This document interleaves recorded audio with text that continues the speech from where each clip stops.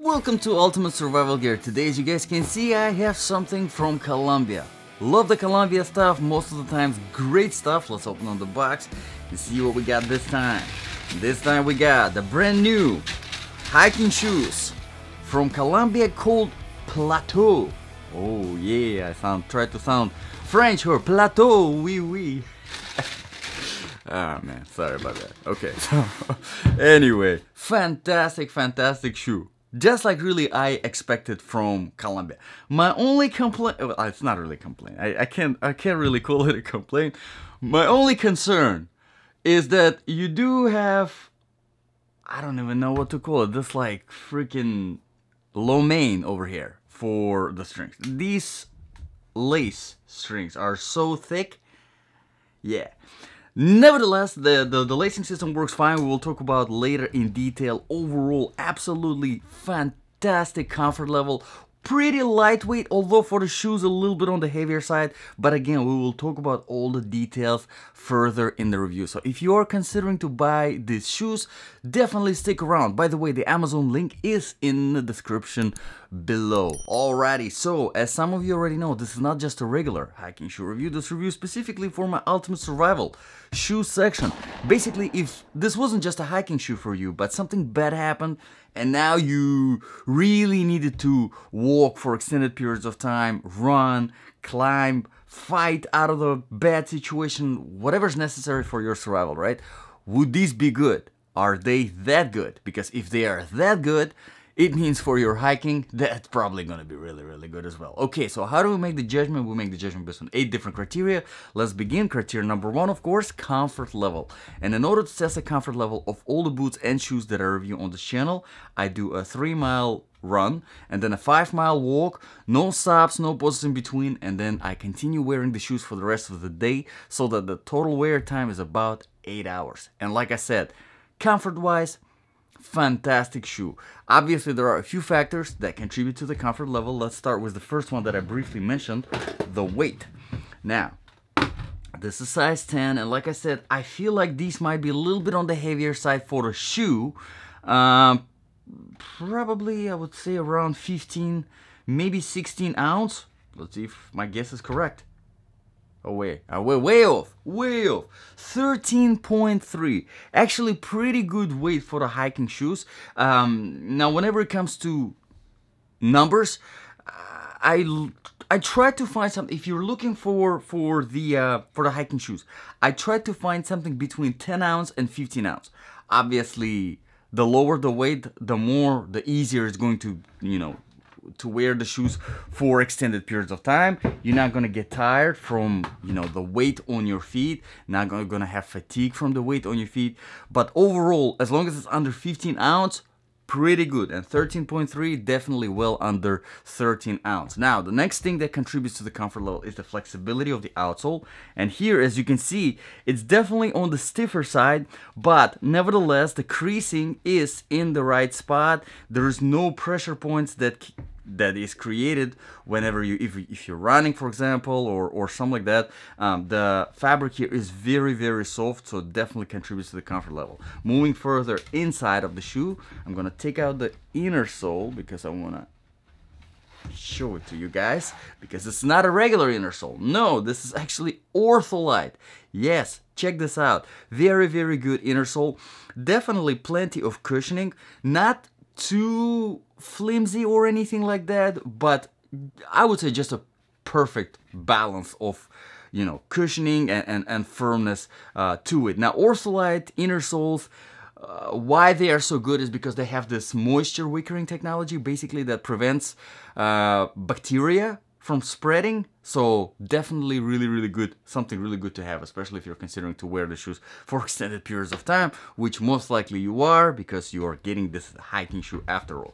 Once you remove the inner sole, nothing else in there, goes straight into the midsole. Pretty hard, keep that in mind.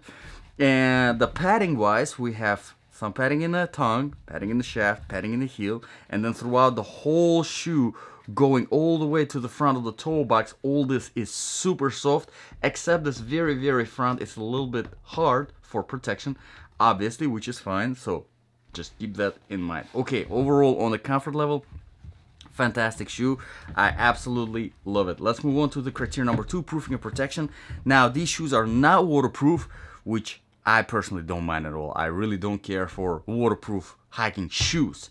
Now, hiking boots, yes, it's a different story, but hiking shoes doesn't make a lot of sense to me to have them waterproof. The tongue is not gusseted at all, as you can see. Keep that in mind, all right, just in case for your information out there. Now, speaking of the protection, I already mentioned this piece right here. It does add a little bit of protection, kind of a little bit of reinforcement, not by much still, so definitely, you know, the toe box is very, very soft. So be careful on a rocky road. Don't drop anything heavy on your toe box. Obviously, goes without saying. Obviously, no protection in the ankles because this is a low-rise shoe. And your heel is nicely reinforced over here. Plenty of protection from the outsole, but we'll talk about the outsole later. Okay, let's talk about the criteria number 3, quality and the design features. Now, quality-wise, Columbia is a fantastic brand whenever it comes to the outdoor stuff, whenever it comes to hiking boots and hiking shoes. Probably one of the most reviewed brands on this channel because they have a lot of stuff. Most of the stuff is just unbelievably good and surprisingly very affordable. I'm not sure how Columbia do it. Maybe because they're such a huge brand, they can make very affordable compared to everything else out there. And the quality stuff too. For example, I personally, one of my main hiking boots is from Columbia. It's a Columbia Newton Ridge that I had for about 2.5, maybe 3 years now. Plenty of hikes, plenty of miles on the boot, and still as comfortable, as good. So quality-wise, Columbia knows what they're doing. And if you check Amazon reviews, there's plenty of reviews on their products. These particular shoes, because they're brand new on the market, not a lot of Amazon reviews, but I'll personally be adding my review to it to help you guys. So I'm sure that these will take off. Now, the design features, usually here I talk about the lacing system, and I already mentioned the lo mein noodles that we have for for the strings. I mean, this is so freaking thick and awkward. But I mean, they're not exactly great lacing system. Honestly, it doesn't tighten very proportionally, doesn't tighten as easily as it could if they just implement it a little bit thinner, a little bit firmer, not as flimsy and soft. Lacing system, I'm honestly not sure what's the point of this is. They probably can save on weight as well if they replace it with something that is more thinner and just a little bit firmer. But again, this is not a big deal. This is just me comparing to hundreds of stuffs, man, I can't talk today. Hundreds of shoes and boots that are reviewed on this channel. So it's kind of my personal, you know, I gotta complain about something. That's why I do reviews. Okay, anyway, let's move on to the criteria number 4. Outsole, traction stability. Okay, outsole, fantastic outsole. Excellent outsole. I honestly don't know how Columbia nails it pretty much every single time, but they do. This is a different pattern. I haven't seen this pattern before. This is a quality, very, very nice quality rubber. This very thin layer, as you can see, it's a very, very dense rubber. So it's not flimsy at all. It's very hard, which is exactly what you want, because then all the pattern that you have, all the design, it starts to make sense. These grooves right here, they're very, very sharp, very aggressive. So you're not sliding around on slippery surfaces like wet grass, for example, which is what you need on, obviously, on a trail if you're hiking, right, or a trail running. But at the same time, as you can see, it's very flat. The outsole is super flat. So if you're wearing these shoes just out and about, on the grocery store, or whatever, going to the beach, I don't know, this literally will handle great on everything because it's a very nice balance between aggression and flatness, and the rubber is great quality. You can run, you can use these shoes as a street running shoe, no problem. They're soft, fairly lightweight, although I would probably prefer a little bit more lightweight for a street running shoe, but still, this is definitely, I mean, you guys have to like try to see what I mean when I say like lightweight shoe. And obviously for a trail run, this would be great, just fantastic, comfortable, lightweight. Outsole is super versatile, and whenever I test my all my shoes and boots that are reviewed on this channel. I take them through a variety of different terrains. Street asphalt, sand, wet sand, dry sand, wet grass, dry grass, rocky road, flat shiny surfaces, just plenty of stuff. And this handles great on pretty much everything. So outsole is just fantastic. Okay, moving on to the criteria number 5, temperature. Now, this is obviously not the winter or anything, okay, because they're not waterproof, they're not boots, so I'm not even going to mention cold temperatures. But in hot temperatures, they're very nice, very breathable. This is another plus of not having a waterproof shoe, because waterproof stuff will always be a little bit hotter than, I mean, a little bit if you're getting quality waterproofing like Gore-Tex. That's very nice, breathable waterproofing. But it's still going to be hotter than non-waterproof. So obviously this is the advantage of having not waterproof shoe, because it's cooler and at the same time it will dry up faster if you do get it wet. So overall, temperature wise, very nice, very breathable. Okay, let's talk about the criteria number 6 really quick. It's the sizing. Yes, these are true to the size, although whenever it comes to hiking shoes, trail running shoes, hiking boots, I always recommend getting half a size bigger just to have a little bit of extra space in the toe box. This is just my personal recommendation that I personally do, and kind of saves you on the unnecessary fatigue if your toe is touching the very front. But if you're getting, as long as your toe is not touching the very front of the toe box, you should be fine. Okay, let's move on to the criteria number 7, bounce of application. So, if these really were your ultimate survival shoes, would they be good?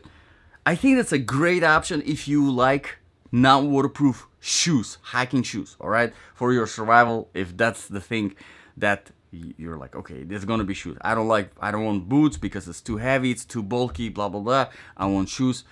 And I don't want them to be waterproof because I want them to be breathable. I want them to be lightweight. And if I do get wet, I want them to dry up fast. And at the same time, I want a fantastic outsole that handles great on everything. And also, I want amazing, amazing comfort and for a very affordable price. Okay, if that's your criteria, sorry, immigrant here. If that's your criteria, this is fantastic option. And let's speak of the criteria number 8, the price, $69, $69.95, 70 bucks. Wow, unbelievable price for everything that you're getting in the shoe. Excellent price. I mean, if you were looking for something like this from similar brands, with this great of an outsole, you probably are looking closer to $100. So for $70 for a brand new shoe on the market, meaning that this will go down in price because everything, when it comes out on the market, brand new, it's a little bit pricier then, and then it drops in price eventually.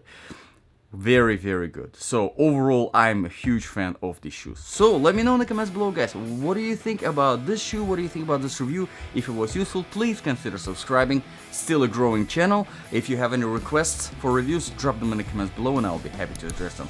Thank you very much, guys, for watching. This was Ultimate Survival Gear. I'll see you guys in the next video.